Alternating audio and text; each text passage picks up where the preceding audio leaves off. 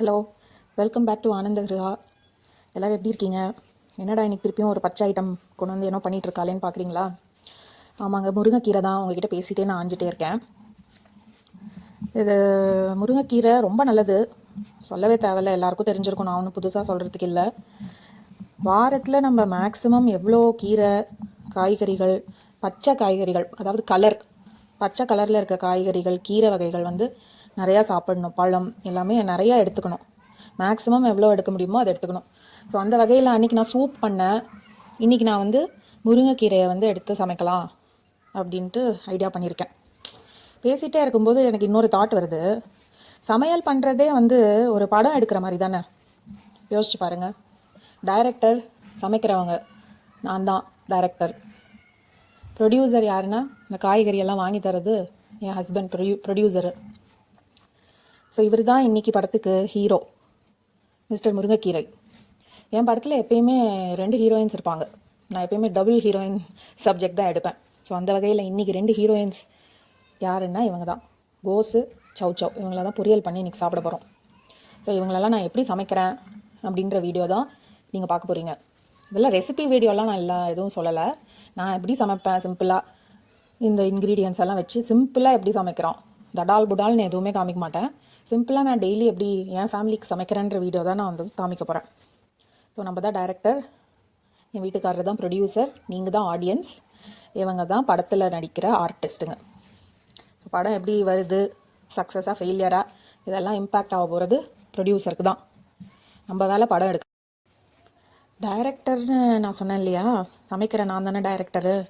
So டைரக்டருக்கு ஒரு படம் சக்ஸஸ் ஆகும், ஒரு படம் ஃபெயிலியர் ஆகும். அதே மாதிரி தானேங்க சமைக்கிறதுக்கும். ஒரு நாள் நல்லாயிருக்கும், ஒரு நாள் நல்லா இருக்காது. காய்கறி எல்லாம் கழுவி வச்சாச்சு, கீரையெல்லாம் நல்லா வாஷ் பண்ணியாச்சு, காயெல்லாம் கட் பண்ணியாச்சு. இப்போ முருங்கைக்கீரை நான் வந்து பருப்பு போட்டு முருங்கைக்கீரை பண்ண போகிறேன். ஸோ அதுக்கு தேவையான பொருள்லாம் ரெடி பண்ணி வச்சுருக்கேன். இப்போ நான் முன்ன வந்து ஒரு ஸ்டோரியில் ஒரு போஸ்ட் போட்டிருந்தேன் இல்லையா, டைரக்டர், ப்ரொடியூசர், ஹீரோயின் இதெல்லாம் சொன்னேன் இல்லையா, அதில் ஒரு சின்ன சேஞ்ச். இப்போது ப்ரொடியூசர் இல்லை நம்ம படத்துக்கு.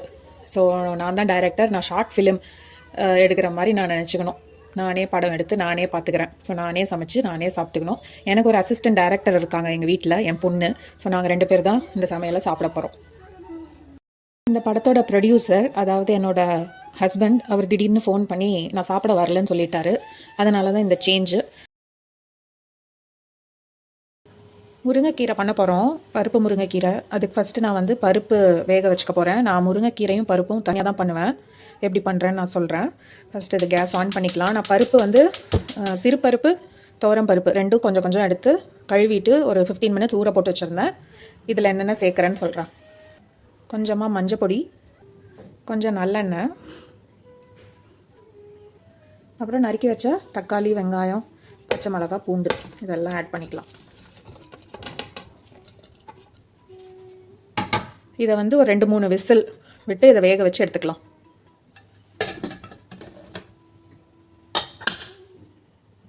சிம்பிளான சவ் பொரியல் எப்படி பண்ணுறதுன்னு நம்ம பார்க்க போகிறோம். இப்போ நான் கேஸில் வந்து கொஞ்சம் பேனில் எண்ணெய் ஊற்றி வச்சுருக்கேன். இதை வந்து தாளிச்சிக்கலாம். கொஞ்சமாக கடுகு வெடிக்கட்டும். வெடிச்சிருச்சு. கொஞ்சம் சீரகம், உளுத்தம்பருப்பு, கடலைப்பருப்பு, பருப்பெல்லாம் செவந்துடுச்சு. இப்போ கருவேப்பிலை, இப்போ காய் ஆட் பண்ணிக்கலாம். காய்க்கு தேவையான உப்பு போட்டு வதக்கிக்கலாம். காய் வேகிறதுக்கான தண்ணி மூடி வச்சு கொஞ்சம் நேரம் வேக விடுவோம். காய் வெந்துருச்சான்னு பார்க்கலாம். நல்லா வெந்திருக்கு. கட் பண்ணி காமிக்கிறேன் பாருங்கள். நைஸாக போகுது. நல்லா வெந்துருச்சு. இப்போது கொஞ்சோண்டு தேங்காய், அவ்வளோதாங்க. சிம்பிளான பொரியல். ஒரு பரட்டிட்டு ஆஃப் பண்ணிடலாம். அவ்வளோதான், ரெடி. முருங்கைக்கீரைக்கு பருப்பு வேக போட்டிருந்தோம் இல்லையா, நம்ம பார்க்கலாம் எப்படி வந்திருக்குன்னு. பாருங்கள், நல்லா வெந்திருக்கு. இது ஒரு தடவை நல்லா இப்படியே கரண்டிலேயே மசிச்சுக்கலாம். இப்போ இதில் முருங்கைக்கீரை ஆட் பண்ணிக்கணும். முருங்கைக்கீரை வந்து ரொம்ப நேரம்லாம் நம்ம குக் பண்ணக்கூடாது. இதில் போட்டு ஒரு 3 நிமிஷம் குக் ஆனாவே போதும். ரொம்ப நேரம்லாம் குக் பண்ணால் அதோட சத்தெல்லாம் போயிடும். கொஞ்சமாக இதில் தண்ணி விட்டு கலந்துப்போம். இந்த கிரேவிக்கு தகுந்த உப்பு நல்லா மிக்ஸ் பண்ணிக்கலாம்.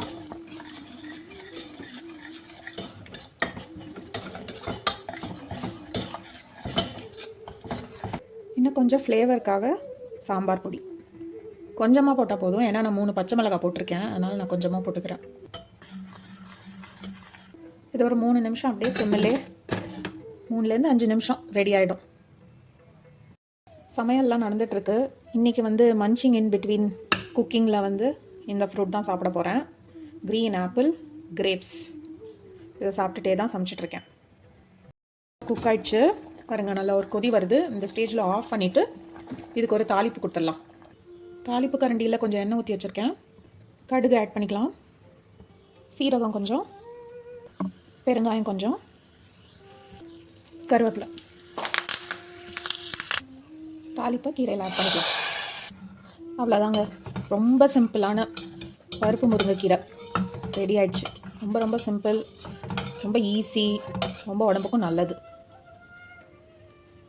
இன்றைக்கி சமையல் மெனுவில் முருங்கைக்கீரை, பருப்பு முருங்கைக்கீரை சவ் பொரியல் பண்ணிட்டோம், ரெடியாக இருக்குது. அடுத்து இப்போ நம்ம லிஸ்ட்டில் இருக்கிற கோஸ் பொரியல் அது பண்ணுறதுக்கு பேன் வச்சுருக்கேன். பேனில் எண்ணெய் ஊற்றி சூடாயிடுச்சு. கொஞ்சம் கடுகு வெடிச்சிருச்சு. இப்போ கொஞ்சம் சீரகம், உளுத்தம்பருப்பு, கடலைப்பருப்பு. நான் வந்து பொரியலில் இது 3 எப்பயுமே போடுவேன். ஃப்ரையில் தான் இதெல்லாம் போட மாட்டேன், வெறும் கடுகு தான் போடுவேன் ஃப்ரை. பருப்புலாம் செவந்துடுச்சு. இப்போ கொஞ்சமாக கருவேப்பிலை, காய் ஆட் பண்ணிக்கலாம். காயிலே நான் வந்து பச்சை மிளகாவை கட் பண்ணி போட்டிருக்கேன்.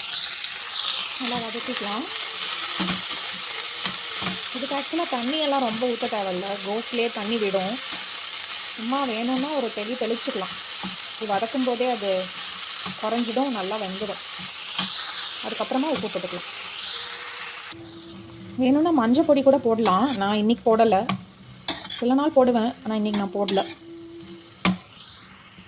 கொஞ்சமாக தண்ணி தெளிச்சிட்டு இதை ஒரு 2 நிமிஷம் மூடி குக் பண்ணுவோம்.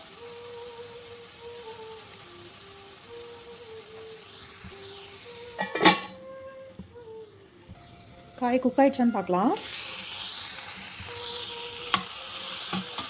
நல்லா வெந்துடுச்சு, நல்லா வாசனை வருது, வெந்த வாசனை. அவ்வளோதாங்க. இப்போ இதுக்கு மேலே கொஞ்சம் தேங்காய் நல்லாவே போட்டுக்கலாம். தேங்காய் நல்லாயிருக்கும் கோஸ் பொரியலுக்கு. இதை ஒரு நிமிஷம் ஒரு பரட்டி ஆஃப் பண்ணால் சிம்பிளான கோஸ் பொரியல் ரெடி. சமையல்லாம் முடிஞ்சிடுச்சு. இன்றைக்கி கம் குக் வித் மீ சீரீஸில் நான் என்னெல்லாம் சமைச்சேன்றதை பார்த்தீங்க. கோஸ் பொரியல், பருப்பு முருங்கைக்கீரை கடையல், சவ் பொரியல், ரைஸ் எல்லாமே ரெடியாக இருக்குது. சாப்பிடணும், அவ்வளோதான். நாளைக்கு இன்னொரு வீடியோவில் சந்திப்போம். பாய்.